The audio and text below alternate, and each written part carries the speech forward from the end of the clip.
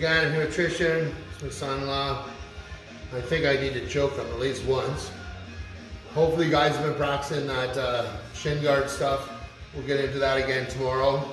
Let's just basically go through a basic position from side control.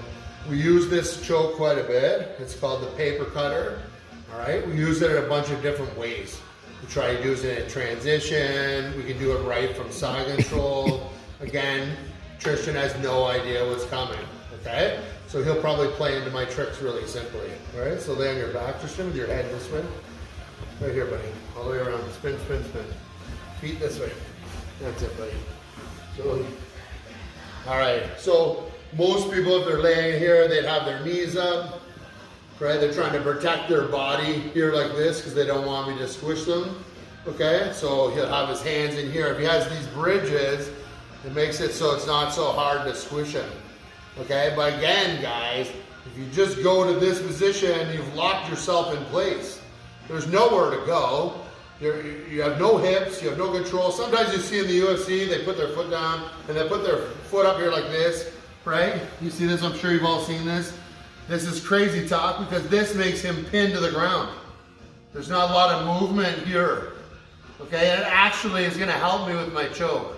I know in the UFC and stuff, they don't have a collar, but in jiu-jitsu they do. I like using this or in real life, okay? So I'm gonna put pressure in. And really it's about the shoulder pressure, this. You see his face change and he pushes into me to try to push me away. And this is where I get most of my wrist locks, from this position here, okay? So I'm gonna use my hip, I'm gonna be pushing into him here like this, but yet stopping him at the same time.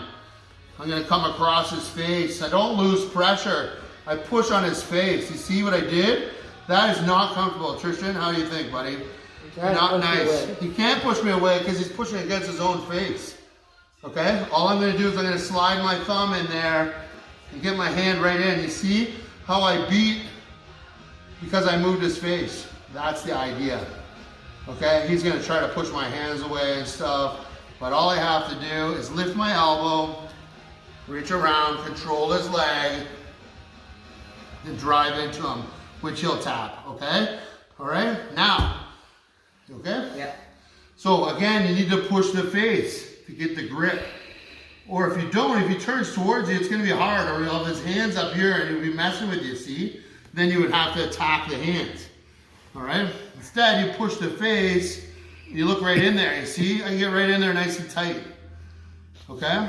Another thing you can do, sometimes they don't tap when you push them like this, you see? He's not tapping. So you take my hand, I'll drive under, and I'll actually lift like this. You see how he has to tap, okay? This is really important, okay? To use these techniques, this will help you for these positions, okay? Again, if the spine is twisted, he's up. The spine is twisted like this, he's not strong, you see? He also gives you arms and other things to attack, okay? These are really important things, guys.